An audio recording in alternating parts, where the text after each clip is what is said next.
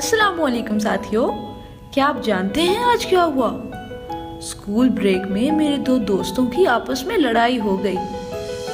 मैं वहां गया तो मुझे भी गुस्सा आ गया और मैं भी लड़ने लगा। बदतमीजी के साथ साथ एक बच्चे ने तो गाली भी दे दी।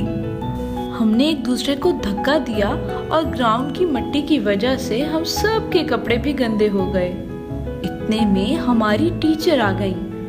उन्होंने हमें सख्ती से डांटा।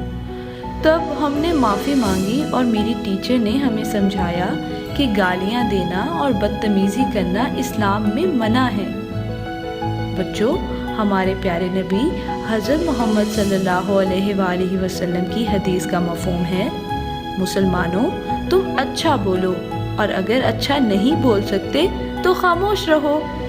ये सुनकर मैं काफ़ी शर्मिंदा हुआ।